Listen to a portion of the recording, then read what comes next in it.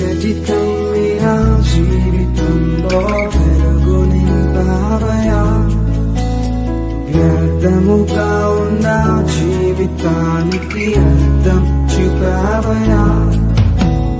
చీకటి కమ్మిన జీవితంలో వెలుగు నింపావయా, వ్యర్థముగా ఉన్న జీవితానికి అర్థం చూపావయా. అంతులేని నా పాపాలను సిలువలో మోసావయా, ఎనలేని ప్రేమను కల్వరిలో చూపావయా. మంచిది. దేవుడు ఇచ్చినటువంటి సమయంలో దేవుని యొక్క కొద్ది మాటలు జాగ్రత్తగా ధ్యానించుకుందాం. మా బైబిల్ గ్రంథంలో నుంచి దినమందు దేవుని యొక్క వాక్యాన్ని శ్రద్ధగా ఆలకిద్దాం. మా జాగ్రత్తగా వాక్యం ఏంటంటే దయచేసి బైబిల్ గ్రంథంలో నుంచి దినమందు మనము ఒక మంచి విషయాన్ని ఈరోజు మనం తెలుసుకొని ప్రార్థన చేద్దాం. కీర్తనల గ్రంథంలో నుంచి 33వ అధ్యాయము, కీర్తనల గ్రంథము 33వ అధ్యాయము 5వ వచనాన్ని ఈరోజు మన యొక్క పాఠ్య ధ్యానాంశం నిమిత్తమై ధ్యానించుకుందాం. అందరం కూడా శ్రద్ధ కలిగి మాటలను జాగ్రత్తగా విందాం. కీర్తనల గ్రంథము 33వ అధ్యాయము 5వ వచనం. ఆయన నీతిని న్యాయమును ప్రేమించుచున్నాడు. బాగా లోకము యెహోవా కృపతో నిండి ఉన్నది. దేవుడి మాట మన మధ్యలో ఆశీర్వదించిన గాక. ఆమేన్. కుడి వచ్చిన మందిరి ప్రభునాములు శుభములు వందనములు తెలియజేస్తున్నాము. ఇక్కడ రాయబడినటువంటి మాటని ఈరోజు మనము ధ్యానిద్దాం. చాలా జాగ్రత్తగా ధ్యానిద్దాం. కీర్తనకారుడైనటువంటి దావీదు మహారాజు రాసినటువంటి మాటల్లో నుంచి మాట ఏమని మాట్లాడుతున్నాడంటే, లోకము యెహోవా కృపతో నిండి ఉన్నది. అంటే లోకం అంటే ఆయన నేల ఉన్నటువంటి ప్రాంతం మొత్తం కూడా దేనితో నిండి ఉన్నదంట? యెహోవా కృపతో నిండి ఉన్నది. దేవుని కృప భూమండలం అంతటిపై ఆవరించి ఉన్నది. భూమి మీద భూమండలం మొత్తం మీద దేవుని కృప ఆవరించి ఉన్నది. ఇంచుమించు 900 కంటే ఎక్కువగా ఉన్నటువంటి 900 కోట్ల కంటే ఎక్కువగా ఉన్నటువంటి జనాభా మొత్తం మీద దేవుని కృప ఆవరించి ఉన్నది. ఈ కృప సమస్త మానవాళి మీదను, సమస్త ప్రజల మీదను, సమస్తమైన వారి మీదను దేవుని కృప ఉన్నదని బైబిల్ మనం స్పష్టంగా తెలియజేస్తున్నది. ఎలాగంటే దేవుడు లోకమును ప్రేమిస్తున్నాడు. దేవుడు దేన్ని ప్రేమిస్తున్నాడు? లోకమును ప్రేమిస్తున్నాడు. లోకం మీద ఏం చూపుతున్నాడు? కృప చూపుతూ ఉన్నాడు. కృప చూపుతున్నాడు. కాబట్టి కృప ఎవరికి చూపుతాడు దేవుడు? లోకములో అందరికీ చూపుతాడు. బాగా పడతాడు. లోకంలో అందరికీ చూపుతాడు. ఎలాగంటే మత్తయి సువార్త 5వ అధ్యాయం అనుకుంటాను, ఒకసారి చూద్దాం. మత్తయి సువార్త 5వ అధ్యాయము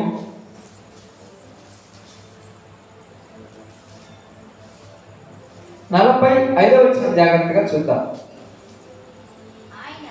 ఆయన చెడ్డవారి మీదను మంచి వారి మీదను తన సూర్యుని ఉదయింపజేసి నీతిమంతుల మీదను అనీతిమంతుల మీదను వర్షము కురిపించుచున్నాడు. బాగానండి. దేవుడి గురించి మాట్లాడుతున్నారు ఇక్కడ. ఎవరి గురించి మాట్లాడుతున్నారమ్మా? దేవుడి గురించి. ఆయన కృప ఎవరి మీద చూపిస్తున్నాడు? చెడ్డవారి మీదను మంచివారి మీదను, నీతిమంతుల మీదను అనీతిమంతుల మీదను.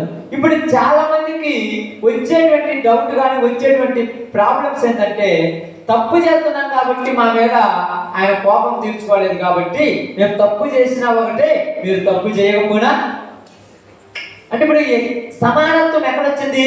మేము పొద్దుగూకులు పాపం చేసినా, మీరు ప్రార్థన చేసినా కూడా మీకు మాకేమి తేడా లేదు. మీరేమి వాళ్ళడు ఎక్కువ లేదు, మేమేమి వాళ్ళడు తక్కువ లేము. మీరేమి మూడు చేతులతో తినట్లేదు, మేమేమి ఒక్క చేత తినట్లేదు. అందరికీ అదే అంటున్నారు. కానీ అందరికీ అదే చూపుతున్న దేవుడు గొప్పడు. వీడు తాగుతున్నా, వీడు తిరుగుతున్నా, వీడు పాపం చేస్తున్నా, వీడు పాపంలో పండిపోతున్నా, ఎందుకు దేవుడు వాడి మీద కృప చూపుతున్నాడంటే మారతాడు. దేవుడు ఏం చెప్తున్నాడు? ఎవరి మీద ఉందంటే కృప లోకం అంతటి మీద ఉంది. మంచి వారి మీదనే ఉంటే బాగుండేది, చెడ్డవారి మీద లేకుండా. కానీ మంచి వారి మీదనే ఉండాలని నువ్వు నేను అనుకుంటున్నా. కానీ దేవుడు ఏమంటున్నాడు? అందరి మీద నేను కృప చూపుతున్నాను. లోకము అందరి మీద నేను కృప చూపుతున్నాను. నా కృప అందరిపై ఉండాలన్నది ఆయన కోరిక. కాబట్టి ఈరోజు మనం బైబిల్ గ్రంథంలో మనం ఆలోచిస్తే దేవుడు అందరి మీద ఏం చూపుతుంటారమ్మా? కృప. కృప చూపే దేవుడు కృప చూపడం ఏమన్నా ఆపేస్తాడా? ఆమేన్. బాగా గుర్తుపెట్టుకోండి. కృప చూపే దేవుడు కృప చూపడం ఏమన్నా ఆపేస్తాడా? ఎందుకు ఆపేడు? ఎందుకు ఆపడు? తీర్పు దినము వచ్చేంత వరకు ఆయన ఎదురు చూస్తామని అంటాం, అంతే కదా? కాబట్టి మనము బైబిల్ గ్రంథం అడిగితే టక్ టక్ టక్ టక్ కొన్ని చదువుతాం. కీర్తన గ్రంథం అనుకోద్దాం. మళ్ళా 36:7 కీర్తనల గ్రంథం 36వ కీర్తన 7వ వచనం. దేవా నీ కృప ఎంతో అమూల్యమైనది, నరులు నీ రెక్కల నీడలో ఆశ్రయించుచున్నారు. బాగా దేవా నీ కృప ఎంతో అమూల్యమైనది. ఎందుకంటే నీ రెక్కల నీడలో ఎవరున్నారు? నరులు ఉన్నారు. నీ రెక్కల నీడలో వాళ్ళు ఉన్నారు. నీ రెక్కల నీడలో ఉన్నవానికి ఏమి రాదు? కోడి తన రెక్కల కింద తన పిల్లలను దాచిపెట్టుకునే దేనికి? గద్దచ్చు తీసుకెళ్ళకుండా. కాబట్టి నీ కృప భూమి మీద ఉన్న మనుషుల మీద ఉన్నది. కాబట్టి వాళ్ళందరూ ఎక్కడున్నారు? నీ రెక్కల నీడలో ఎంతో ఆశ్రయముగా ఉన్నారు. కాబట్టి నీవు ప్రతి వాళ్ళ మీద కృప చూపుతుంటావు, ప్రతి వాళ్ళ మీద కృప చూపుతుంటావు. చూపకుండా ఎవరి మీద నువ్వేమి ఆపేవాడివి కాదు. కాబట్టి నీ కృప మనుషుల పట్ల విస్తరించిపోతూ ఉన్నది. ఎలాగంటే 57:9 కూడా కీర్తన పక్క 57 కీర్తన 9వ వచనం. 57వ కీర్తన 9వ వచనం. నీ కృప ఆకాశము కంటే ఎత్తైనది. ఎంతదంట? ఆకాశం ఎంతుందో అంతకంటే నీ కృప. ఆకాశం ఎత్తు కన్నా తెలుసట? ఎన్ని అడుగులు ఎత్తులు ఉందో, ఎన్ని మీటర్ల ఎత్తులో ఉందో కానీ తెలుసా? ఒకవేళ ఆకాశం ఎత్తునైనా కొలవచ్చేమో కానీ, పర్వతమైన ఎత్తైనా కొలవచ్చేమో కానీ, దేవుని కృపను కొలవటం ఎవరి వల్ల? అంత కృపందయ్యాలి ఇది అంటున్నాడు. ఇంకా 77:8 కూడా మళ్ళా మాట్లాడుతున్నాడు. జాగ్రత్తగా 77:8. ఆయన కృప ఎన్నటికీ లేకుండా మానిపోయిన, ఆయన సెలవిచ్చిన మాట తరతరములకు తప్పిపోయనా. అంటే ఇక్కడ ఆయన కృప ఎన్నటికీ లేకుండా మానిపోయనా అంటే మానిపోతుందా అని అడుగుతున్నాడు. ఆయన మానిపోద్దా? ఆయన కృప ఎన్నటికీ లేకుండా మానిపోతుందా? మానిపోదా? బాగా అయితే దేవుడు మనుషుల మీద కృపను విస్తరింపచేశాడు. ఈ మనుషుల మీద ఈ కృపను ఏం చేశాడు? విస్తరింపచేశాడు. ఈ మనుషులు ఈ కృపను ఉపయోగించుకుంటూ ఏ విధంగా ఉంటున్నారు మనం జాగ్రత్తగా గమనిస్తే బైబిల్ గ్రంథంలో నుంచి చాలా జాగ్రత్తగా చూద్దాం. బైబిల్ గ్రంథంలో నుంచి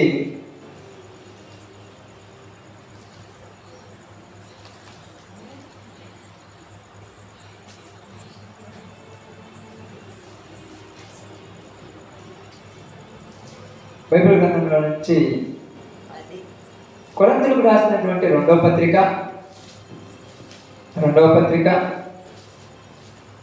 6వ అధ్యాయము. కొరింథీయులకు రాసినటువంటి రెండవ పత్రిక 6వ అధ్యాయము మొదటి వచనాన్ని జాగ్రత్తగా చదువుదాం. కాగా మేము ఆయన తోటి పనివారమై మీరు పొందిన దేవుని కృపను వ్యర్థము చేసుకొనవద్దని మిమ్మును వేడుకొనుచున్నాము. ఏమంటున్నాడు ఇక్కడ? ఏమంటున్నాడు? ఏం మాట్లాడుతున్నారు ఇక్కడ? ఏం మాట్లాడుతున్నారు? మీరు పొందిన, భూమి మీద ఉన్న మనుషులందరూ ఏం పొందారంట? దేవుని కృపను పొందారు. మీరు పొందిన దేవుని కృపను ఏం చేయకూడదంట? వ్యర్థము చేసుకోకూడదు. వ్యర్థం చేసుకోకూడదు అంటే, వ్యర్థం అంటే పాడు చేసుకోకూడదు. దేవుడు మనుషుల మీద కృప చూపించేవాడు. ఎవరి మీదమ్మా? మనుషుల మీద దేవుడు కృప చూపిస్తున్నాడు. అయితే దేవుడు చూపిస్తున్నటువంటి కృపను ఏం చేసుకోకూడదంట?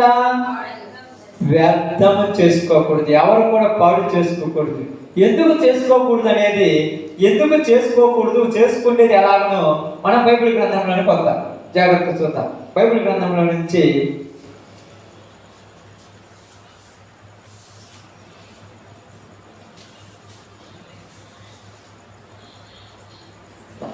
హెబ్రీయులకు రాసిన పత్రిక 4వ అధ్యాయము. జాగ్రత్తగా గుర్తు పెట్టుకుంటే ఈరోజు వాక్యం పూర్తి మీకు అర్థమవుతుంది. 4వ అధ్యాయము 2వ వచనం చదువుదాం. వారికి ప్రకటింపబడినట్లు మనకును సువార్త ప్రకటింపబడెను. బాగానండి. కానీ వారు వినిన వారితో విశ్వాసము కలవారై కలిసి ఉండలేదు కనుక విన్న వాక్యము వారికి నిష్ప్రయోజనము ఆయను. అంత బాగా మాట్లాడుతున్నారు. దేవుడు కృప చూపిస్తూ, కృప చూపించేటువంటి టైంలో దేవుడు ఏం చేస్తున్నాడంటే వాళ్ళకు ఏం చేస్తున్నాడని రాయబడింది అక్కడ? వాక్యము ప్రకటిస్తున్నాడు. కృప చూపించేటప్పుడు ఈ కృపలోనే ఏం చేస్తున్నాడు? వాళ్ళకు వాక్యము ప్రకటిస్తున్నాడు. వాక్యము ప్రకటించేటప్పుడు ఏమంటున్నాడు తెలుసా? ఇదిగో విన్న వాక్యం మీరు ఏం చేసుకోకూడదంట? వ్యర్థం చేసుకోకూడదు, పాడు చేసుకోకూడదు. వాక్యం వినేటప్పుడు దాన్ని ఏం చేయాలి? గ్రహించుకోవాలి, దాన్ని ధ్యానించుకోవాలి, దాన్ని అనుభవించుకోవాలి. ఎందుకంటే చాలా జాగ్రత్తగా మనం గమనించి ఆలోచిస్తే చాలా మంది దేవుని వాక్యమును విని దేవుని వాక్యమును పాడు అవుతున్నట్టు ఎలాగో మాట్లాడుతూ ఉంటారు. అయితే మనం బాగా గమనించి ఆలోచిద్దాం. ఇదే హెబ్రీయులకు రాసిన పత్రిక 10వ అధ్యాయము 29వ వచనం జాగ్రత్త చూద్దాం. బాగా ఇట్లుండగా ఇదిగో భూమి మీద దేవుడి కృప ఇంత ఎక్కువగా ఉండి ఇంతగా పిలబడి అనేక మందికి విశ్వాసమును బలమని ఇవ్వడాలని ఎన్ని తప్పులు చేస్తున్నా, ఎన్ని పాపాలు చేస్తున్నా, ఎన్ని ఘోరమైన చేస్తున్నా కూడా దేవుడు సూచించున్నట్టు పోయి వాళ్ళకు సువార్త ప్రకటిస్తూ ఉండగా ఇప్పుడు ఏం చేస్తున్నారంట? దేవుని కుమారుణ్ణి పాదములతో త్రొక్కి ఏదమ్మా తాను పరిశుద్ధ పరచబడుటకు సాధనమైన నిబంధన రక్తమును అపవిత్రమైనదిగా ఎంచి కృపకు మూలముకు ఆత్మను తిరస్కరించిన వాడు ఎంతో ఎక్కువైన దండనకు పాత్రుడుగా ఎంచబడునని నీకు తోచునా? ఏం చెప్తున్నారు? వాక్యాన్ని దేవుడు చెప్పిస్తున్నాడు. ఎవరికి చెప్పిస్తున్నాడు? విశ్వాసులుగా అవిశ్వాసులుగా? అది కృప చూపించేది ఎవరి మీద? అందరి మీద కృప చూపించి అందరినీ కూడా ఆ కృపలో పాడుపంపులు పొందించి అందరూ కూడా ఈ కృప ఉన్నప్పుడే మారాలని అవకాశాలు ఇచ్చి వాక్యం చెప్పిస్తుంటే, దేవుని మాటలు చెప్పిస్తుంటే ఇప్పుడు జనవరి పరిస్థితి ఎలాగైందంట? దేవుని కుమారుణ్ణి ఏం చేస్తున్నారంట? పాదములతో ఎవరు దొక్కుతున్నారు? దేవుని కుమారుణ్ణి. అంటే కృప చూపిస్తూ ఉంటే ఆ కృపను ఉపయోగించుకొని ఏం చేస్తున్నారు? కృపను ఉపయోగించుకున్నారు. కృప అంటే ఏంటి? తప్పులు చేసినా కూడా క్షమించడం కృప అంటే. ఏదైనా పాపం చేస్తున్నా కూడా ఏ కాదు ఏమైనా మారతాడని క్షమించడం కృప అంటే. ఈ కృప చూపించి వాళ్ళ వాక్యం చెప్తుంటే ఈ కృప కాలంలో జన్మలు ఎలా ఉన్నారంట? దేవుని కుమారుణ్ణి పాదములతో త్రొక్కుచున్నారు. పాదములతో తొక్కడం అంటే వాక్యమును తృణీకరించడం. ఇంకా ఆలోచిద్దాం. పాదాలతో దేని దొరుకుతాము? పాదాలతో దేని దొరుకుతాము? భూమినా? శాంతం చెప్పిందంటే ఓకే. ఇంకా పాదంతో దేని దొరుకుతాము మనం? నిలేదే భూమి దొక్కలేదు ఏముంది? పాదంతో దేని దొరుకుతాం మనము? దేని దొరుకుతాం మనము? మనమును పాడు చేసేదాన్ని పాదంతో దొరుకుతాం. అపవాదిని ఏం చేయమంటుంది బైబిల్? పాదముల కింద చితక దొక్కమంటుంటే ఇప్పుడు ఎవరు దేని చితక దొక్కుతున్నారు? దేవుని కుమారుని చితక దొక్కుతున్నారు. పాదం ఎలా దొక్కుతున్నారంటే బాగా గమనించి ఆలోచిద్దాం. ఎలా ఉందంటే బైబిల్ గ్రంథంలోకి మనకి వెళ్దాం. ఎలా అసలు ఏం మాట్లాడుతుంది, ఎందుకు ఇలా అంతా చెప్తున్నారంటే యూదా రాసిన పత్రికలోకి వస్తారు. అంటే ఇది కృపా పత్రిక. కృప అనే దాని గురించి మనం మాట్లాడుకున్నాం. యూదా రాసిన పత్రిక 1వ అధ్యాయం ఉంటుంది. ఒకే అధ్యాయం ఉంటుంది. 4వ వచనం. ఏలయనగా కొందరు రహస్యముగా చొరబడి ఉన్నారు. వారు భక్తిహీనులై మన దేవుని కృపను కామాతృత్వమునకు దుర్వినియోగపరిచి మన అద్వితీయ నాథుడును ప్రభువైన యేసుక్రీస్తును విసర్జించుచున్నారు. ఈ తీర్పు పొందుటకు వారు పూర్వమందే సూచించబడి ఉన్నారు. ఏమంటున్నారు? ఏడేళ్ళగా కొందరు రహస్యంగా చొరబడ్డారు. కొందరు, అందరు కాదు. మళ్ళీ ఇక్కడ కొందరు ఎందుకు ఎక్కడ చొరబడ్డారు? రహస్యంగా ఎక్కడ జ్వరపడ్డారు? జ్వరపడటం అంటే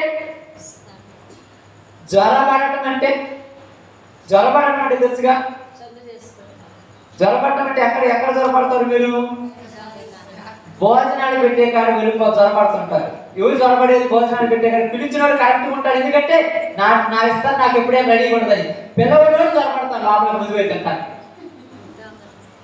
అర్థమైందా? పిల్లవాడు తొందరగా. ఎందుకంటే నేను వెనకొచ్చా కాబట్టి, నన్ను పిలవలేదు కాబట్టి అయిపోతే కూడా ఒక భయం. ఇప్పుడు పాత్రలు కాని వారు దొంగలుగా జ్వరపడుతున్నారు దేవునికి, రాజ్యంలోనికి. దేవుని యొక్క కృపను విసర్జించడానికి వీళ్ళు జ్వరపడి ఏం చేస్తారంట? దేవుని యొక్క కృపను ఏమంటారు చూడండి అక్కడ. కొందరు జ్వరపడి ఉన్నారు. వారు భక్తిహీనులై. ఏమయ్యారు? అంటే భక్తి కలిగి మళ్ళా భక్తిలో నుంచి ఏమొచ్చింది అంటే దేవుణ్ణి నమ్మి పాడైపోయాడు. దేవుని దగ్గరికి వచ్చి పాడైపోయినాడు. భక్తిహీనులై ఏం చేస్తున్నారు?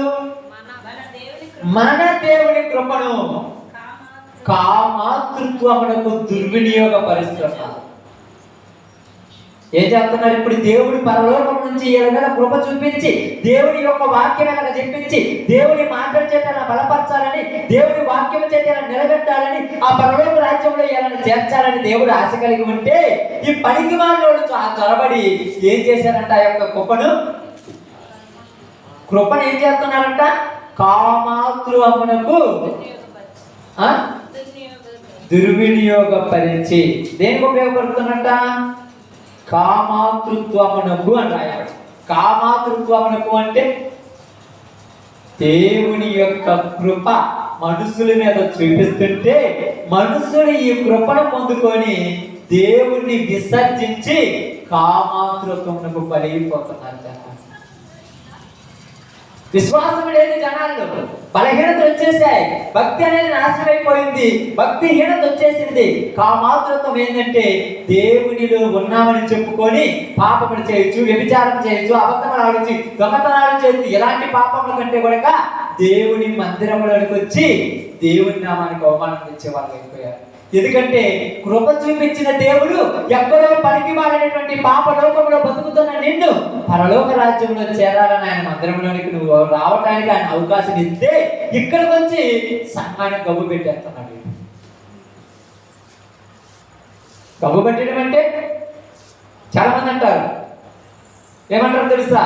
యవన కాలంలో ఉన్నవాళ్ళు కానీ, లేకపోతే మామూలుగా మీటింగ్స్ కానీ, ఇలాగా మీటింగ్స్ కానీ, లేకపోతే సువార్త సభలకు కానీ, కోటాలకు కానీ వెళ్తుంటారు చాలా మంది. వెళ్ళిన తర్వాత వచ్చిన తర్వాత ఏం చెప్తుంటారు తెలుసా?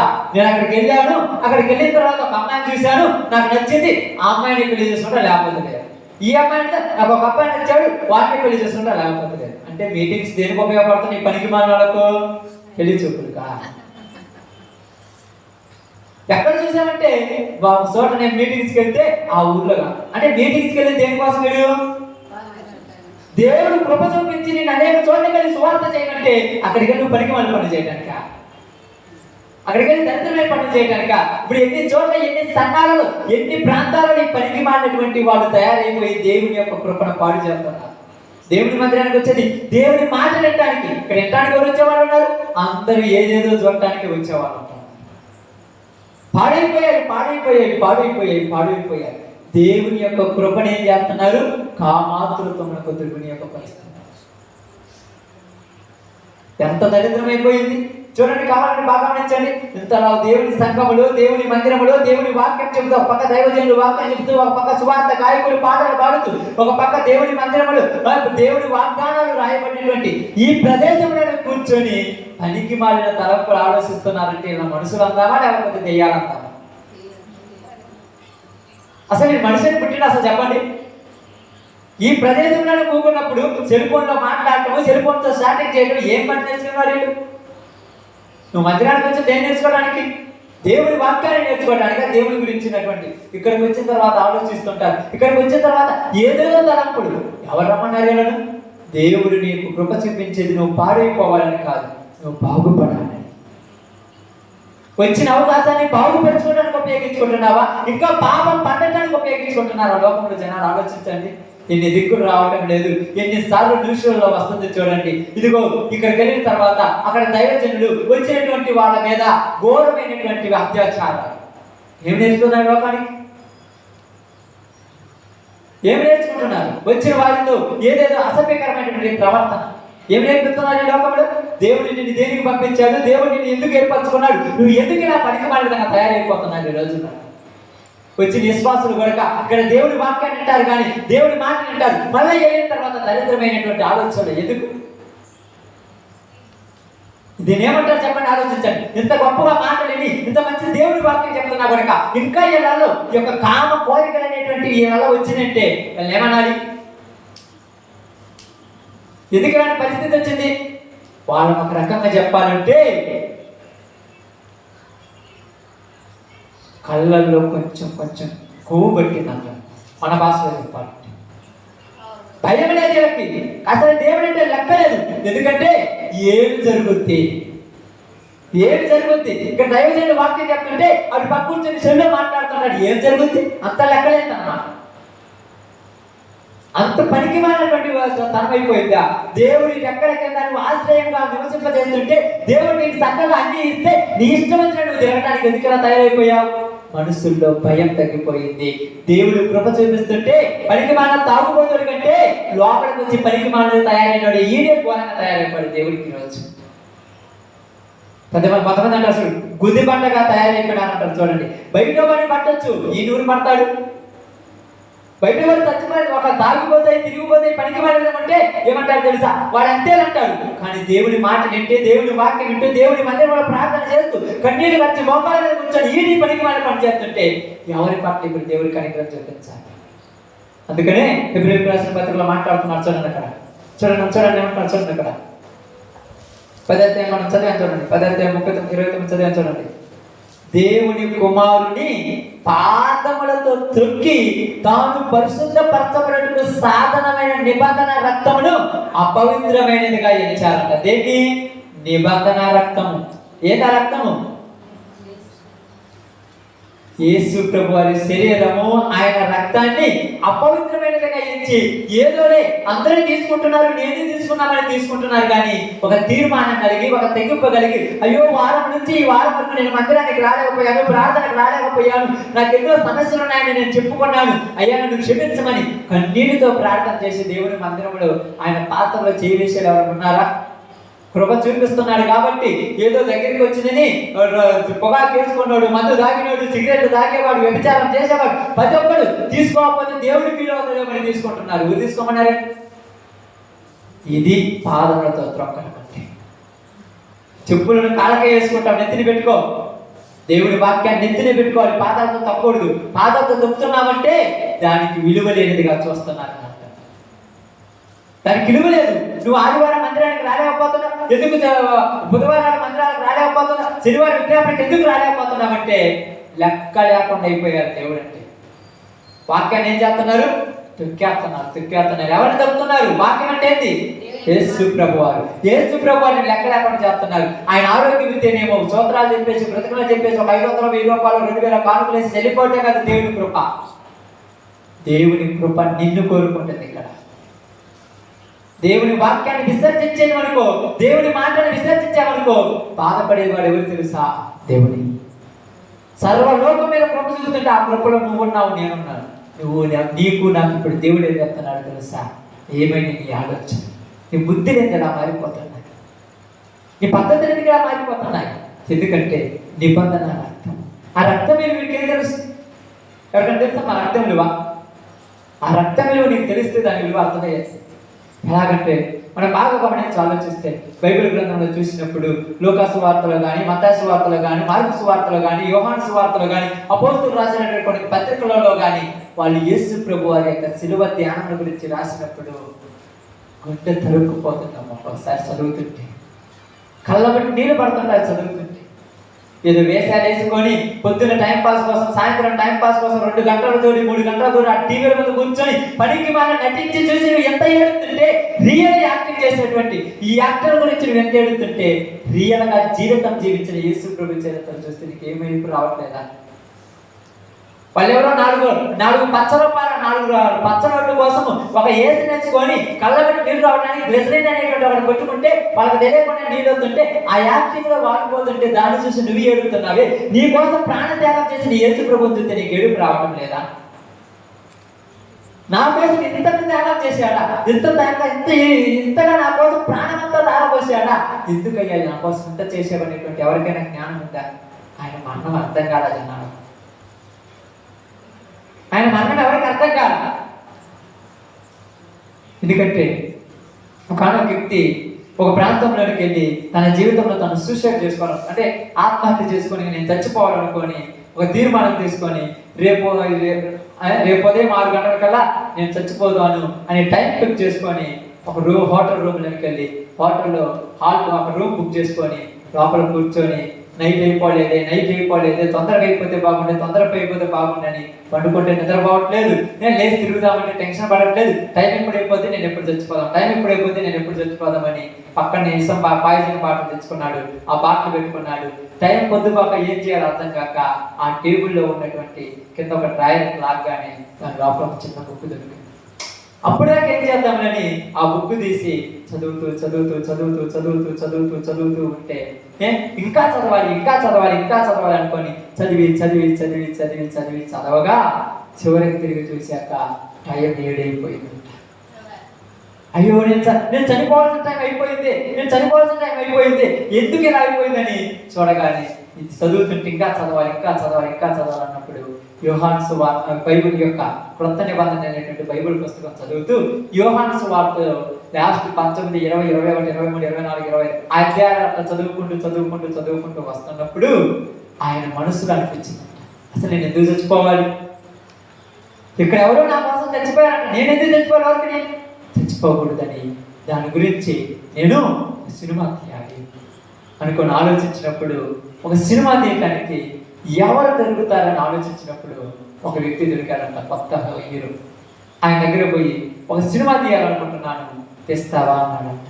హీరోగా యాక్ట్ చేస్తామంటే ఓకేనా, ఏం తెస్తామంటే ఇదిగో బైబిల్ గ్రంథంలో యేసు ప్రభు అని ఒక ఆయన గురించి నేను ఒక సినిమా తీయాలనుకుంటున్నాను, మీరు ఎవరైనా నువ్వు తీస్తావంటే యేసు ప్రభు గురించా, ఓకే నేను రేపు చెప్తాను ఆలోచించన్నాడు. ఇంటికి వెళ్ళాడు. ఆలోచిస్తుంటే కొంతమందితో అంటే పెద్ద హీరోలతో చెప్తున్నాడంట.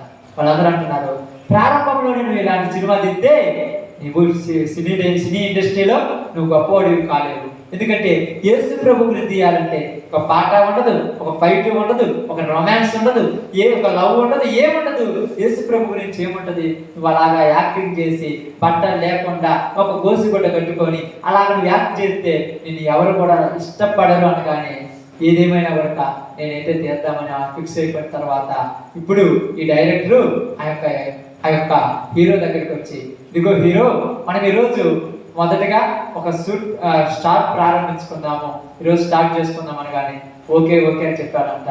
ఇప్పుడు వెంటనే ఆ యొక్క సినిమాలో యోహాను సువార్త ఉన్నటువంటి శిలవ ఘట్టం అనేటువంటి ఆ యొక్క సీనే, ఆ యొక్క ఘట్టాన్ని ఒక రోజే సినిమా మొత్తంగా ప్రారంభించాడంట. ఇప్పుడు వెంటనే ఆ యేసు ప్రభు వారిని వాళ్ళు పట్టుకున్న తర్వాత అక్కడ తీసుకెళ్ళిన తర్వాత ఆయన కొరడాలతో కుట్టేటువంటి సీను ఇప్పుడు తీయాల్సి వస్తుంది అనమాట. ఇప్పుడు వెంటనే హీరో దగ్గరికి వెళ్ళి ఈ చర్మంలా ఉండేటువంటి ఒక లెదర్, అంటే ఒక లెదరు అట్ట తయారు చేపించి ఆ చర్మం అతనికి తొలగించిన తర్వాత కొరడా తీసుకొని ఒక దెబ్బ కొట్టాడంట.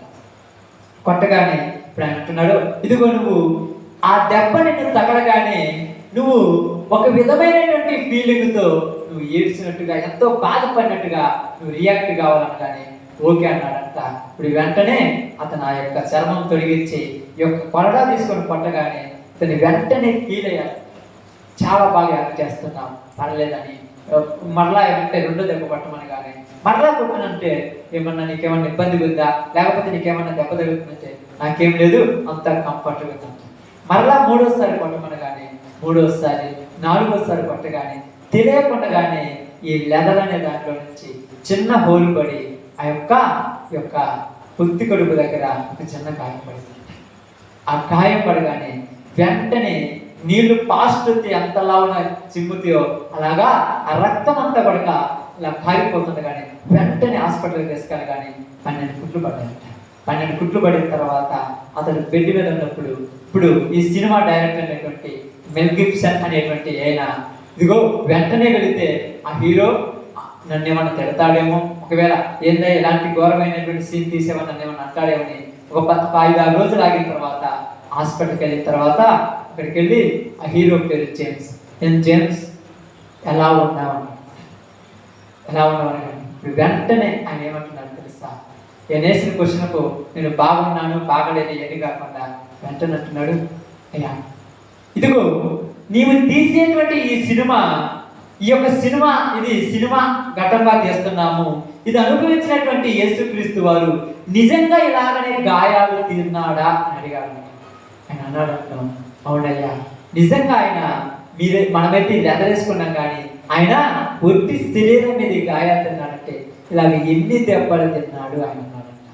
ఈయన అనేక దెబ్బలు తిన్నాడంటే ఎలా తట్టుకున్నాడయ్యా ఆయన?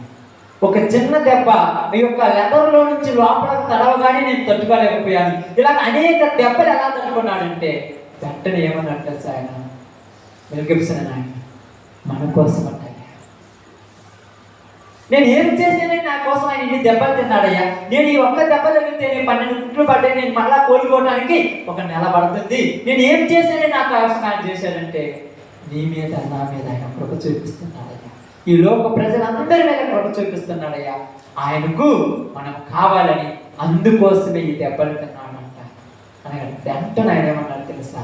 ఇదిగో సినిమా మిగతా పార్ట్ కూడా నేనే తెస్తాను, ఎవరిని కూడా దయచేసి దాంట్లో తీసుకోవద్దని చెప్పి వెంటనే అతను బాగుపడిన తర్వాత అన్నాడు, ఇదిగో మెల్ గిబ్సన్ నేను ఈ సినిమాలో యాక్ట్ చేయాలంటే మొదట నేను బాప్తిసం తీసుకోవాలి, నేను బాప్తిసం తీసుకున్న తర్వాత యాక్ట్ చేస్తాను అంటున్నాను. ఎందుకంటే యేసు ప్రభు వారి యొక్క జీవిత చరిత్ర మనం చూసినప్పుడు కానీ దానికి జరిగినటువంటి సంఘటనలు చూసినప్పుడు కానీ ఎంతో ఇబ్బందికరంగా, ఎంతో ఘోరమైన. ఎందుకంటే యేసు ప్రభు వారికి శిరస్సు మొదలుకొని అరికాల వరకు ఎక్కడ కూడా చిన్న గాయం లేని యొక్క శరీరం కనపడుద్ది అనుకుంటే ఎక్కడ కనపడలేదంట. వీపు నిండా, శరీరం నిండా, కాళ్ళ నిండా, శిరస్సు నిండా, శరీరం మొత్తం కూడా రక్తము మొత్తగా అయిపోయాడు ఆయన. ఎందుకంటే మీకు ఎప్పుడైనా ముడిపుచ్చుకున్నా ఏదైనా గాయం తగిలినామంటే రక్తం కాయలే కాయలు కొంత సమయానికి ఏమైపోతామా? గడ్డగట్టింది. యేసు ప్రభు రక్తం గడ్డగట్ట. ఎందుకంటే తెలుసా? ఎందుకంటే అనుకుంటున్నారు? ఇది ప్రాణం లేని లేకపోతే దేవుడు రక్తం అనుకుంటున్నారా? కాదు, దెబ్బ మీద దెబ్బ, దెబ్బ మీద దెబ్బ, దెబ్బ మీద దెబ్బ, దెబ్బ మీద దెబ్బ పడుతుంది. గడ్డగట్టడానికి టైం కాదు. ఇప్పుడు ఒక పుండు పడింది అనుకోండి, గడ్డగట్టగానే మళ్ళా పుండు కింద పడితే మళ్ళా రక్తం కారుతుంది. శరీరం మొత్తం అలా రక్తం కారిపోతూ కారిపోతూ కారిపోతూ ఎంతగా ఎందుకు ఆయన మన కోసం చేయాల్సి వచ్చిందంటే ఆయన కృప చూపించేటువంటి కాలం. ఎంతగా ఆయన కృప చూపించి ఎంతగా తన కుమారుడైన యేసుక్రీస్తు వారు ఈ పాపులమైన మనందరి కోసం అంత బాధపడి చచ్చిపోతే ఆ యొక్క బాధను, ఆయన పడినటువంటి ఆ పాటును, ఆయన పడినటువంటి ఆ యొక్క త్యాగమును దేనికి ఉపయోగించుకుంటున్నారు జనాలు? కామాత్రతో ఉపయోగించుకుంటున్నారు. వ్యవహారాలు పెట్టుకోవటానికి, ముసలామ పచ్చట్లో పాడుకోవటానికి, చర్చిలోకి వచ్చి నవ్వుకోవటానికి ఉపయోగించుకుంటుంటే ఆ ప్రాణ త్యాగానికి ఏమైనా వస్తున్నాము? ఆ ప్రాణ త్యాగానికి అర్థం ఉంటుందా? యేసు ప్రభువు ఒక్కసారి నువ్వు ధ్యానించుకుంటుంటే నీ కళ్ళల్లో నుంచి నీరు కారుతుండాలి. ఒక్కసారి ఆయన యొక్క శిలువ మరణాన్ని నువ్వు త్యాగం చేసుకుంటుంటే నీకు తెలియకుండా ఒక ఫీలింగ్ రావాలి. నిన్న పొద్దునెప్పుడు ఒక సినిమాలో, ఒక టీవీలో, ఒక సీరియల్ చూసి పొద్దున అనుకొని ఏడుతూ ఉంటావే, ఏదో ఒక యాక్టింగ్ వాళ్ళ రూపాయల కోసం చేసింది, కానీ అయినా మన కోసం చేసింది. వాడి వృత్తి కోసం వాడు చేసుకొని యాక్టింగ్ చేసిన దాన్ని చూసే వెళ్తున్నవే నిజంగా చచ్చిపోయాడు. అలా చచ్చిపోయాడు తెలుసా? కాలు తీసి కాలు పెడితే కాలు నిండా గాయాలే. ఈ కాలు తీసి మళ్ళా కాలు పెడితే రక్తపు మొత్తలు అచ్చులు పడుతున్నాయి. ఆ సిలువ మొయ్యలేక సీమోనుకు పట్టుకుంటే, సీమోను నువ్వు భరించలేవయ్యా, 160 కేజీలు ఉన్న ఈ సిలువ నువ్వు మొయ్యలేవయ్యా, ఇది నేను మొయ్యాలి, నేను మొయ్యటానికి వచ్చానని ఆయన మోసి మనందరి కొరకు ఇలా చేస్తుంటే ప్రపంచం మీద ఉన్న వాళ్ళందరూ కూడా ఆ త్యాగాన్ని పక్కన పెట్టేసి, ఆ త్యాగాన్ని మర్చిపోయి దేవుడిచ్చిన కృపను దుర్వినియోగం చేసుకుంటున్నారు. ఏమంటున్నాడు తెలుసు ఆయన? చదవండి, ఫిబ్రవరి రాసిన పత్రిక ఏమంటున్నాడు చూడండి. ఎంత కృపకు మూలముకు ఆత్మను తిరస్కరించిన వాడు ఎంత ఎక్కువైన దండనకు పాత్రుడుగా ఎంచబడునని మీకు తోచును. పగ తీర్చుట నా పని. ఎందుకు? ప్రతిఫలం ఇచ్చువాడును నేనే, మరియు ప్రభు తన ప్రజలకు తీర్పు తీర్చును. ఆయన చెప్పిన వాణిని ఎరుగుదుము కదా. జీవము గల దేవుని చేతిలో పడుట ఎంతగా నీ కోసం నా కోసం ఆయన యవ్వన కాల శరీరాన్ని మొత్తాన్ని దారబోతే ఇంకా ఆయన ఏడిపిస్తుంటే ఎప్పుడప్పుడు నీకు నాకు కూడా కోపం వస్తుంది. కొంతమంది చేసే పనులు చూస్తే అప్పుడప్పుడు మనకు కూడా కోపం వస్తుంది. ఎంతగా దేవుని నమ్ముకొని ప్రార్థన చేస్తూ వాక్యాలు వింటూ ఎంత చేస్తూ పనికి వాళ్ళ విధంగా ఇది తయారైపోతుంటే ప్రభువా అని నీకు కోపం వస్తుంటే ఆయన అన్నాడు, మీరేమనొద్దు, పగ తీర్చుట నా పని. ఎందుకు? జీవము గల దేవుని చేతిలో పడుట బహు భయంకరం. ఆయన చేతిలో పడి ఎవరు బతకడం ఎలా ఉంటుందో మనం చూద్దాం. కృపను తిరస్కరించిన వాళ్ళ పరిస్థితి ఎలా ఉందో బైబిల్ గ్రంథం అనుకుందాం. సామ్యులు రాసినటువంటి 2వ గ్రంథము, జాగ్రత్త గమనించండి. సామ్యులు రాసినటువంటి 2వ గ్రంథము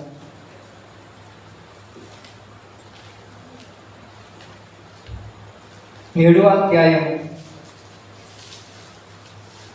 సమూయేలు రాసినటువంటి 2వ గ్రంథము 7వ అధ్యాయము తీసారమ్మా. 7వ అధ్యాయం 15వ వచనాన్ని జాగ్రత్తగా చదువుదాం. నిన్ను స్థాపించుడికై నేను కొట్టివేసిన సౌలునకు నా కృప దూరమైనట్లు అతనికి నా కృప దూరము చేయను.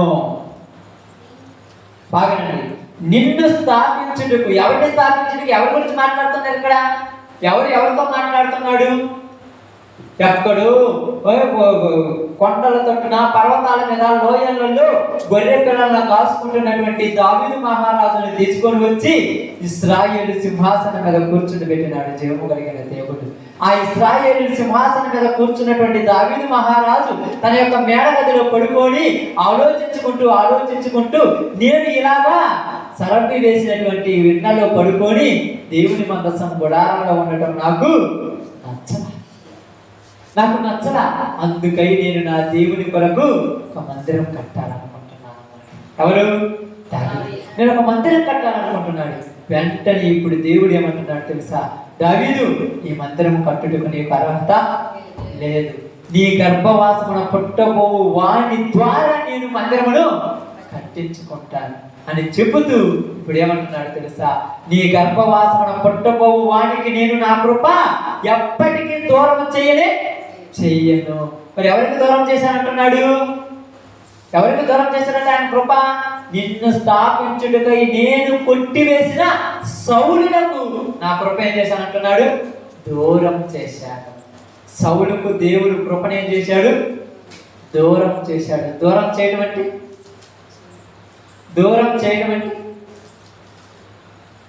దూరం అయిపోవడం అంటే అమ్మా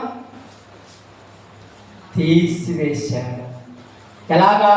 ఇశ్రాయేలు ప్రజలందరూ కూడా ఐగుప్తు దేశంలో నుంచి కానాను ప్రాంతంలోనికి వచ్చిన తర్వాత ఆ ప్రాంతంలో కొన్ని రోజులు వాళ్ళు నివాసం చేసిన తర్వాత వాళ్ళ పరిస్థితులను బట్టి వాళ్ళందరూ ఏమన్నారంటే మాకు న్యాయాధిపతులు అవసరం లేదు, మాకు రాజు కావాలన్నప్పుడు అప్పుడు దేవుడు కీసు కుమారుడైనటువంటి బెన్యామీనుడైనటువంటి సౌలును రాజుగా ఏర్పరచుకున్నాడు. అప్పుడు సౌలు ఏమన్నాడు తెలుసా? నేను ఎవరిని అసలు నేను అడుపుడు నేనంతటి వాడిని, నన్ను రాజుగా చేయడానికి నాకు అర్హత ఉందని, కానీ దేవుడు నిన్ను రాజుగా చేస్తున్నాడని తీసుకెళ్లి సింహాసనం మీద కూర్చోబెట్టి సింహాసనం మీద నుంచి నువ్వు పరిపాలించమని చెప్పినప్పుడు ఒకనొక సమయం వచ్చినప్పుడు ఇదిగో అమాలేకీయులు, మోయాబీయులు, అమోనీయులు వీళ్ళందరూ కూడా అనాలేకీయులు వీళ్ళు నా మీదకి యుద్ధానికి వస్తున్నారు, వాళ్ళ మీదకి నేను యుద్ధానికి పోవనా వద్దన్నప్పుడు నువ్వు వాళ్ళ మీదకి యుద్ధానికి పో, వాళ్ళందరూ కూడా ఐగుప్తు దేశంలో నుంచి మీరు వస్తున్నప్పుడు మీకు వాళ్ళు ఇబ్బంది పెట్టారు కనుక వాళ్ళందరినీ నువ్వు నిర్మూలన చేయాలి. వాళ్ళ యొక్క పశువులను కానీ ఎద్దులను కానీ గార్ధోములను కానీ వాళ్ళ స్త్రీలను కానీ పురుషులను కానీ పిల్లలు కానీ అందరినీ నాశనం చేసి వాళ్ళ రాజును మాత్రం నువ్వు తీసుకురామన్నప్పుడు ఇప్పుడు సౌలు వెళ్ళాడు యుద్ధానికి. సౌలు యుద్ధానికి వెళ్ళినప్పుడు ఆ యుద్ధం చేస్తూ ఉన్నాడు. యుద్ధం చేసి ఆ ఊరిని తగలబెట్టి వాళ్ళందరినీ నాశనం చేసిన తర్వాత వస్తూ ఏం చేశారు? ఆటల్లో నుంచి కొన్ని శ్రేష్టమైనటువంటి ఎద్దులను గొర్రెలను తెచ్చుకుంటున్నారు. అందరూ ఎద్దులను గొర్రెలను గార్ధోపలను తెచ్చుకున్న తర్వాత అక్కడ ఏమని మాట్లాడుతున్నారంటే ఇదిగో ఇవి ఎందుకు తెచ్చుకున్నారంటే యెహోవాకు బలి ఇచ్చుటకు. ఇప్పుడు యెహోవా ఏం చెప్పాడు? ఏమీ మిగలకుండా మొత్తం నాశనం చేయమంటే నీకు నచ్చినవి నువ్వేం చేశావు? తెచ్చుకున్నది కాక మళ్ళీ ఏం చెప్తున్నా? దేవుని కోసం అన్నా. ఇప్పుడు బైబిల్ గ్రంథంలోనికి వద్దాం. అదే మొదటి సామ్యూయేలు గ్రంథంలోనికి గ్రంథమా, మొదటి సామ్యూయేలు గ్రంథము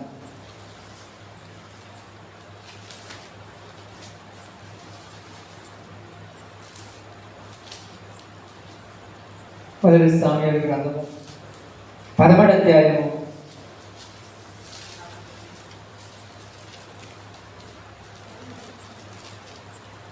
11 తీసుకురమ్మా.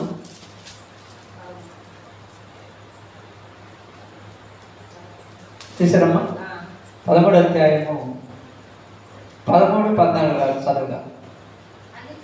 అందుకు సమూయేలు ఇట్లనెను, నీ దేవుడైన యెహోవా నీకు ఇచ్చిన ఆజ్ఞను గైకొనక నీవు అవివేకపు పని చేసితివి. నీ రాజ్యమును ఇశ్రాయేలు మీద సదాకాలము స్థిరపరచుటకు యెహోవా తలంచి ఉండెను. అయితే నీ రాజ్యము నిలవదు. యెహోవా తన సిద్ధానుసారమైన మనసు గల ఒకని కనుగొని ఉన్నాడు. నీకు ఆజ్ఞాపించిన దానిని నీవు గైకొనకపోతివి గనుక యెహోవా తన జనుల మీద అతనిని అధిపతిగా నియమించాను. ఏమంటున్నాడు? నీకు ఆజ్ఞాపించిన దాన్ని నువ్వేం చేయాలా? గైకొనకపోవడం వల్ల ఏమైంది? నా కృప నీకు దూరమైపోయింది. గైకొనకపోవడం వల్లేనా? అవును, మరి దేవుడు చెప్పినటువంటి మాట వినకపోతే దేవుడు ఏం చేస్తున్నాడు? ఆయనకు కృప దూరం చేస్తున్నాడు.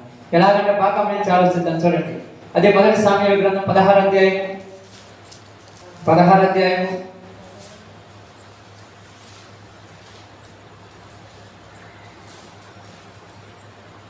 చూడండి. 15వ అధ్యాయము 15 చదవడం తర్వాత చదువుతాం. 15, 19 చదువుతాం. నీవు ఎందుచేత యెహోవా మాట వినక దోపుడి మీద ఎగడబడి ఆయన దృష్టికి కీడు చేసింది. అందుకు సౌలు ఆ మాట అనవద్దు, నేను యెహోవా మాట విని నన్ను పంపిన మార్గమున పోయి అమాలేకుల రాజైన అగమును తీసుకొని వచ్చి తిని, కానీ అమాలేకుని నిర్మూలన చేసి తిని. అయితే గిల్గాలులు నీ దేవుడైన యెహోవాకు బలి అర్పించుటకై జనులు శపితములకు గొర్రెలలోను ఎడ్లలోను ముఖ్యమైన వాటిని తీసుకొని వచ్చినని సమూయేలుతో చెప్పాను. అందుకు సమూయేలు తాను సెలవిచ్చిన ఆజ్ఞను ఒకడు గైకొనుట వలన యెహోవా సంతోషించినట్లు ఒకడు దహన బలులను అర్పించుట వలన ఆయన సంతోషించున.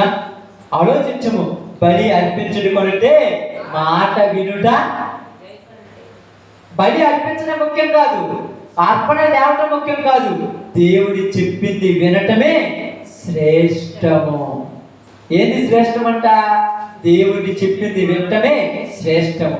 ఎప్పుడైతే దేవుడు తీసుకెళ్ళి ఎక్కడ కూర్చోబెట్టాడు? రాజరిక మీద కూర్చోబెట్టి, సింహాసనం మీద కూర్చోబెట్టి నువ్వు రాజు అని చెప్పగానే రాజరికములో ఉన్నప్పుడు గర్వం వచ్చేసి దేవుడు చెప్పిన మాట ఏం చేయాలా? వినడా ఇష్టం వచ్చినట్టు చేయడం ప్రారంభించాడు.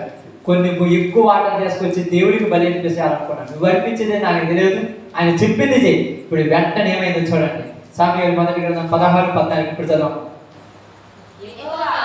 బాగండి. యెహోవా ఆత్మ సౌలును విడిచిపోయి యెహోవా యొద్ద నుండి దురాత్మ ఒకటి వచ్చి అతన్ని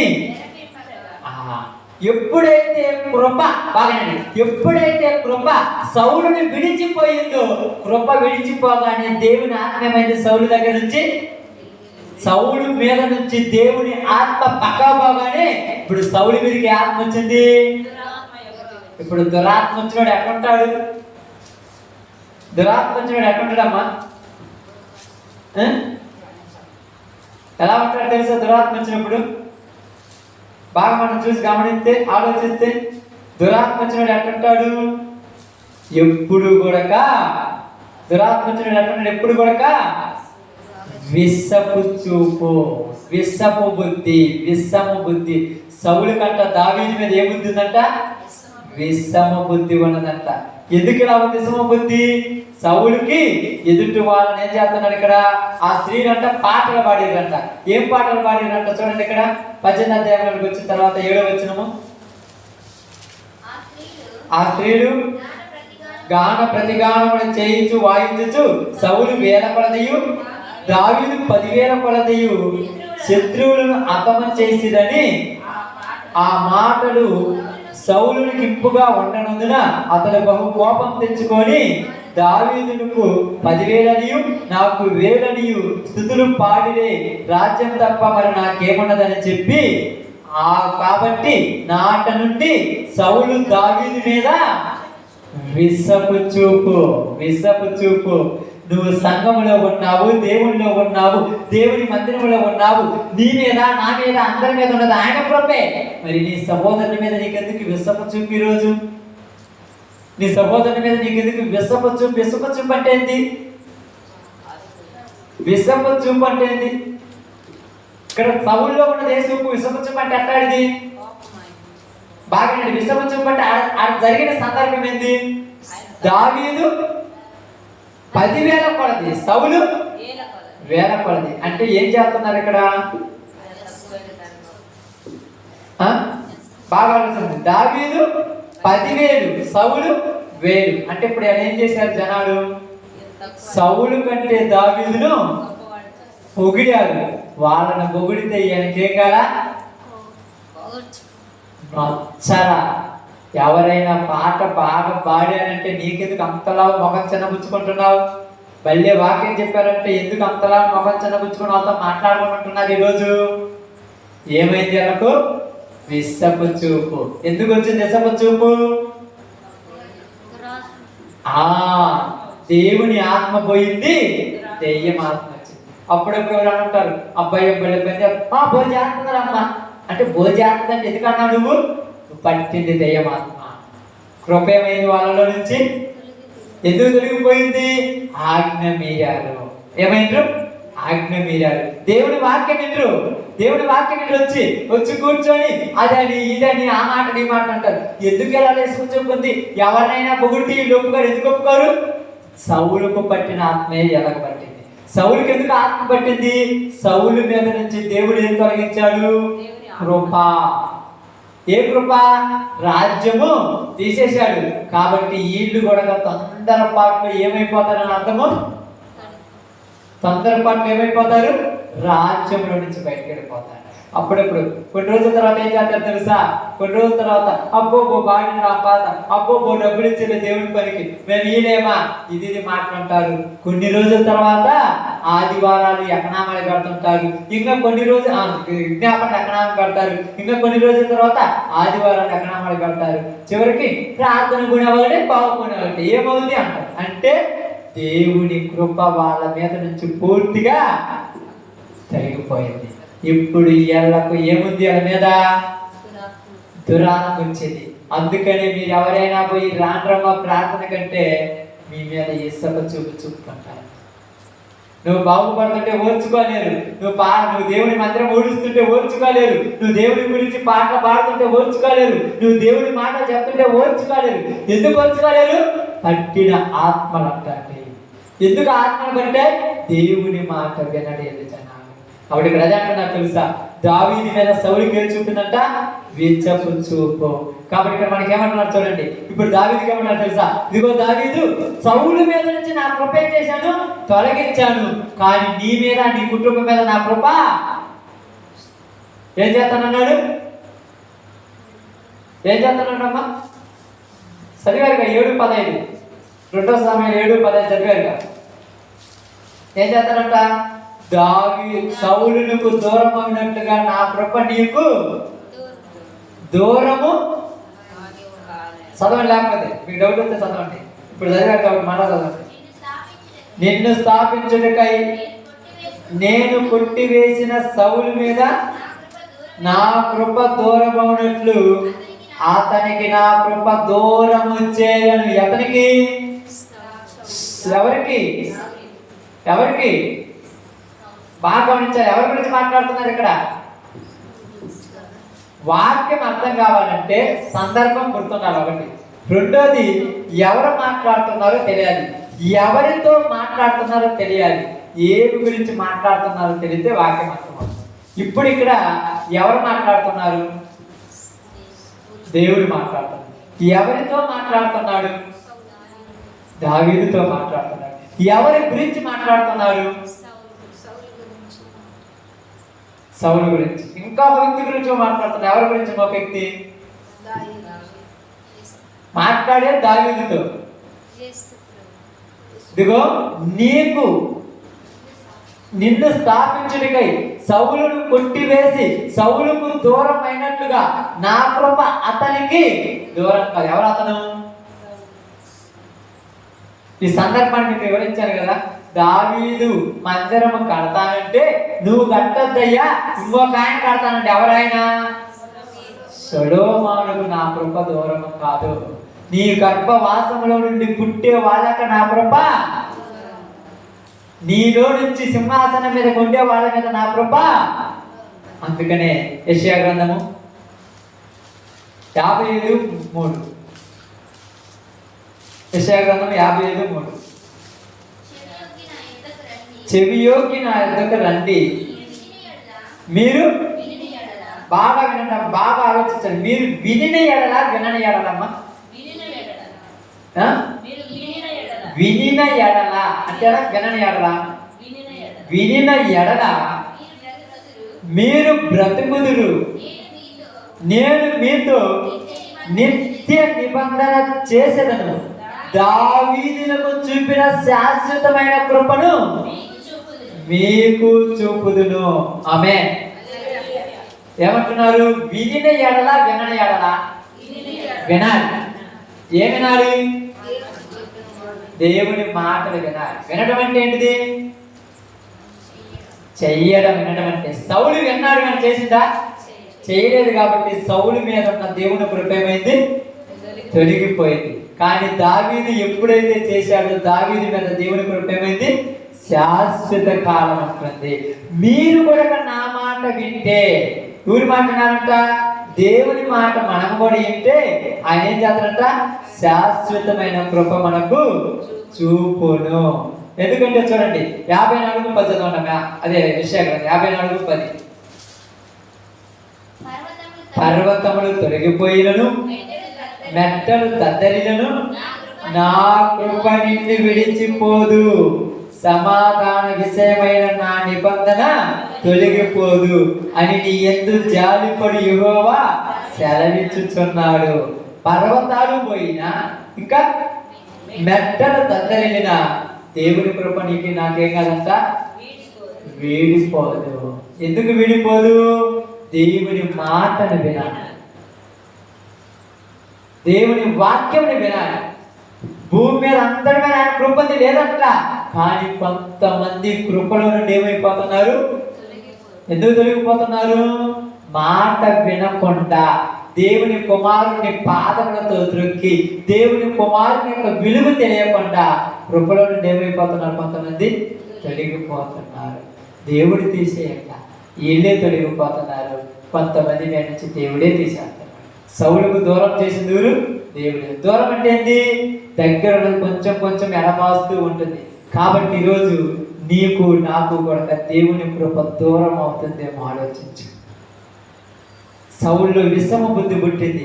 విషమ బుద్ధి పుట్టిన తర్వాత దావీదు చంపడానికి ఖడ్గం విసిరేశాడు. దావీదు తప్పించుకొని పారిపోయాడు.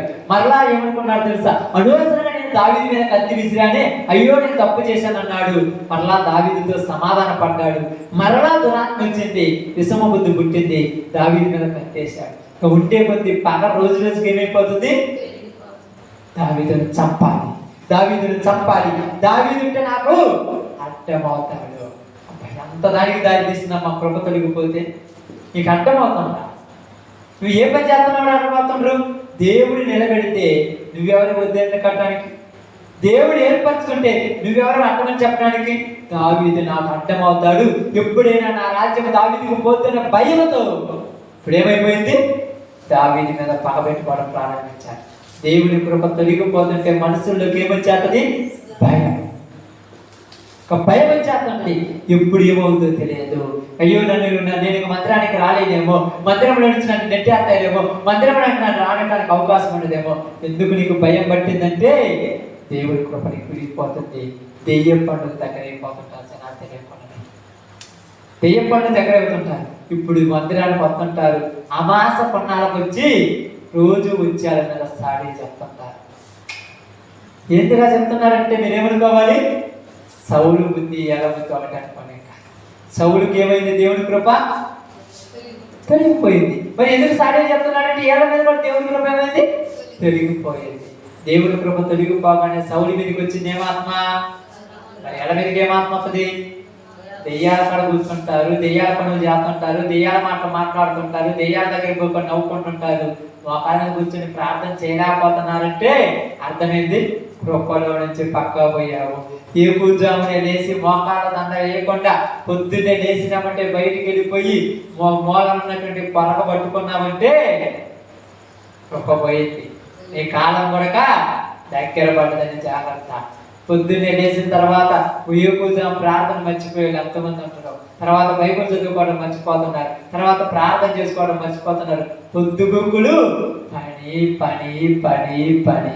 ఈ పని వల్ల నువ్వు పడిపోయినవంటే దావీదుకు దేని మీద ఆశ, సౌలుకు దేని మీద ఆశ పుట్టింది? దేని మీద ఆశ పుట్టిందమ్మా? ఆశ దేని మీద పుట్టింది? దావీదు దేనికి చంపాలనుకుంటున్నాడు? దేనికి చంపాలనుకోండి దావీదును? దేనికమ్మా? అధికారం, సింహాసనం మీద వస్తదేమని భయంతో దావీదును చంపాలనుకోండి. మనకు అంటే దేని మీద రాసింది? సౌలుకు సింహాసనం మీద రాసింది. సింహాసనం ఇచ్చేది ఎవరు? మరి ఆయన ఇస్తారు. మరి నువ్వెందుకు ఆశపడుతున్నావు? నువ్వెందుకు సొంత ప్రయత్నాలు చేస్తున్నావు? కాబట్టి ఇప్పుడు మనలో కూడా చాలా మందికి దేవుడి మీద ఆశ తగ్గిపోయి దెయ్యం మీద ఆశ పెరిగిపోయింది. పనుల మీద, పాటల మీద, వాట మీద, ఈత మీద. నువ్వు ఎన్ని సంపాదించినా కూడా ఐశ్వర్యం కలిగించేది మరి నువ్వెందుకు తపన చెందుతున్నావు? ఇప్పుడు సౌలుకి అడ్డమూరు దావీదు. మరి ఇప్పుడు ఎలా కట్టమూరు? ఇప్పుడు చెప్పాలి. సౌలుకు దావీదు అంటమే, మరి ఇప్పుడు ఎలా కట్టమూరు? దేవుడు అంటాం. అందుకని ప్రార్థన పక్కనే. ఏందమ్మా ఈరోజు పెద్ద పని ఉందా అందుకే ప్రార్థన, లేకపోతే నేను ఎందుకు పోను? పెద్ద పని ఉందన్నావంటే సింహాసనం మీద ఆశపడ్డావు, వాక్యాన్ని నెట్టేశావు. అంటే నీకు తెలియకుండా నేను కృప నుంచి ఏమవుతున్నా? చిన్నగా దూరం అయిపోతున్నావు. అంటే దూరం అయ్యే కొద్ది బంధం ఏమవుతుందమ్మా?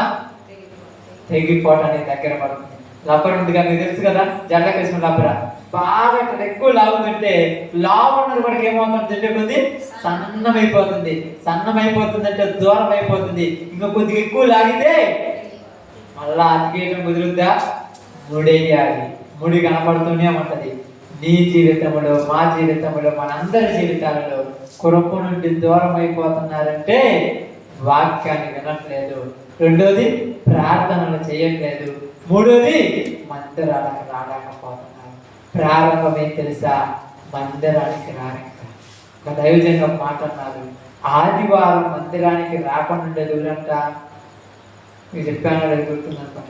ఒక మనిషి ఆదివారం మందిరానికి రాలేదంటే ఈ యొక్క దైవజనుడు ఏమనుకుంటారంట తెలుసా? ఏమనుకుంటారంట? ఈమె లోకయాత్ర ముగించి వెళ్ళిపోయింది, అందుకే రాలేదనుకుంటారు. చనిపోతే తప్ప నీ ఎప్పుడు కూడా ఆగడంట. కరెక్ట్ అయినా రాలేదంటే దైవజనుని దృష్టిలో ఆ మనిషికి లేడు. ఆ మనిషి కోసం మందిరంలో ప్రార్థన కూడా చేయడంట. ఇంటికాడ కబురు పంపుతారు, నా కోసం ప్రార్థన చేయడంట. నిజమైన దైవజనుడు అలాగే ఉంటారు. అందుకని ప్రేమను బాగా నుంచి ఆలోచించండి. దేవుని కృప భూమి మీద అపరిమితముగా ఉంది. ఎంతగా ఉన్నటువంటి ఆ కృప నుంచి తప్పించుకుంటున్నావు. ఇది ఎంత డేంజర్ గాడిగా. చర్చి నిండా ఉన్నది, మొత్తం అదే ఉంది. దాంట్లో నుంచి కూడా బయటకు పోతున్నామంటే ఏం చేయాలి మనం చెప్పండి? ఎక్కడ పాపము విస్తరించును అక్కడ దేవుని కృప అపరిమితముగా విస్తరించిందని పాపము చేయుదుమా? రోమిలికి రాసిన పత్రిక 5వ అధ్యాయం లాస్ట్ వచనాలు, 5 లాస్ట్ త్వరగా చదువుకొని ప్రార్థన చేస్తాను. చూద్దాం. 5 లాస్ట్. అలాగనే నీతి ద్వారా కృపయు మనకి ప్రభు యేసుక్రీస్తు ద్వారా మూలమున ఏలు నిమిత్తము పాపం ఎక్కడ విస్తరించెను అక్కడ కృప అపరిమితముగా విస్తరించెను. అలాగైనా ఏముందము? కృప విస్తరించవలనని పాపమందు నిలచి ఉందుమా? పాపంలో ఉందామా? కృప ఉంటుందని పాపముల నుంచి బయటికి వెళ్తాం. అందుకని ఏమంటున్నాడంటే అదే రోమిలికి రాసిన పత్రిక 5వ అధ్యాయం 2వ వచనంలో ఏమంటున్నాడు చూడండి. మరియు ఆయన ద్వారా మనము విశ్వాసము వలన ఈ కృపయందు ప్రవేశము గలవారిమై అందులోనే నిలిచి ఉందుము. నిలిచి ఉండాలి. పక్కకు పోయావా ఏమవుతుంది? పక్కకు పోతే ఏమవుతుందమ్మా? మీరు ఇప్పుడు జీవాలను అయిపోవాలని అనుకోండి, ఇప్పుడు అర్థం కావాలని చెప్తాను. లేకపోతే కోడి పిల్లలు ఉంటాయి అనుకోండి, కోడి పిల్లలు గంప కింద వేస్తాం. గంప కింద వేసినప్పుడు కోడి పిల్ల గంప కింద నుంచి బయటకు వస్తే ఏమవుతుంది? గద్దతో పది. ఈ కృపలో నుంచి బయటకు వస్తే ఏమవుతుంది? అది అపవాద ఆత్మ పట్టాలి. ఇప్పుడు ఎందుకయ్యా వీళ్ళందరూ ప్రార్థనకు రాకుండా ప్రార్థనకు వచ్చిన వాళ్ళ మీద ఎగతాలు ఆడుకుంటూ ప్రార్థనకు వచ్చిన వాళ్ళని చూసి నవ్వుతూ ఎందుకు అప్పుడప్పుడు ఆదివారాలు ఉపవాస ప్రార్థనలు విజ్ఞాపనలు మానుకొని ఉంటున్నారంటే కృపలో నుంచి ఏమైపోయారు? పక్కా పోయారు కాబట్టి ఏం పట్టుకుంది? అపవాదం వచ్చి పట్టుకుంది. ఒకవేళ దేవుడు దయచేసి గద్ద పైకి పోయిన తర్వాత ఇడి పెట్టిందా కింద మరి కాలు పడుతుంది, ఇడి పెట్టలేదా తినాలి. కాబట్టి మరలా ఒకవేళ మనం ఏదైనా ప్రయత్నం చేసి ప్రార్థన చేస్తే తప్పిపోయాను వస్తాడు, లేకపోతే ఇక ఎన్నటికీ రాదు. కాబట్టి కృపకు మూలమగు ఆత్మను ఏం చేయకూడదంట మనము? ఏం చేయకూడదంట? తిరస్కరించకూడదు. అదే ఎబ్రీ రాసిన పత్రికలో కృపకు మూలమగు ఆత్మను తిరస్కరించకూడదు. ఇంత చక్కని దేవుని మాటలు వినుచున్నటువంటి వాళ్ళ జీవితాలు మారు మనసు. కృపలో నుంచి తొలగిపోయిన ఎవరు పట్టుబట్టలేరు. ఎంతో ఎక్కువ కృప ఉంది. ఆ కృపలో నుంచే బయటికి పోయి పాపానికి బానిసైపోతే ఎవరు మాత్రం కాదు. దేవుని కుమారుని ఏం చేస్తున్నారంటే వీళ్ళు తొక్కేస్తున్నారు, పాదాలతో తొక్కుతున్నారు. నీ కోసం నా కోసం అంత త్యాగం చేసిన యేసు ప్రభుని విసర్జించడానికి కొంచెమన్నా ఆలోచన లేదా? విషమ బుద్ధి ఎందుకు వచ్చింది నీళ్ళు? ఈరోజు పాస్టర్లకి ఒకళ్ళ వాక్యం బాగా చేస్తే ఒకళ్ళకి నచ్చదు, ఒకళ్ళ పాట బాగా పాడితే ఒకళ్ళకి నచ్చదు. ఎందుకు వచ్చింది ఈ పద్ధతులు? దెయ్యములు బతికాయి జనాలు. ఈరోజు మనలో కూడా చాలా మంది ప్రార్థన పడుతుంటారు. ఇంతగా నీ కోసం త్యాగం చేసిన యేసు ప్రభు గురించి నువ్వు ఏది తీర్మానం తీసుకుంది? ఇక్కడ నేను దేవుని కృపలో ఉండాలి, ఆ కృపలో నుంచి పక్క పోకూడదని ఎంతమంది బాప్తిస్మాలు తీసుకోవడానికి సిద్ధమైపోయారు. రెడీ అయిపోయిన కొంతమంది బాప్తిస్మ ఇంకొన్ని రోజులు ఆగండి, ఇంకొన్ని రోజు ఎందుకు ఆగుతావు? ఎప్పుడు ఏం జరుగుద్దో తెలియని రోజుల్లో ఉన్నాం. కాబట్టి ఈరోజు నీకు నాకు మనందరికీ ఏం చెప్తుందంటే రెండు మాటలు నేను గంటతో చెప్తాను. మొదటిది, వాక్యం వింటే కృపలో ఉంటావు, వాక్యం వినకపోతే కృప నుండి తొలగిపోతావు. ఉంటావా? తొలగిపోతావు. తొలగిపోతే దెయ్యం ఆత్మ పట్టుద్ది, కృపలో ఉంటే దేవుని ఆత్మ. నీకు ఏ ఆత్మ కావాలని నిర్ణయించుకొని దేవుని చిత్తానుసారంగా బ్రతుకుతాం. ఇలాంటి కృప దేవుడు మనందరికీ అనుగ్రహించును కాక. ఆమేన్. అందరూ కూడా తల వంచితే ప్రార్థన చేద్దాం. అందరూ ప్రార్థన దగ్గర అందరూ ప్రార్థన ఉండండి. స్తోత్రం స్తోత్రం. అందరూ ప్రార్థన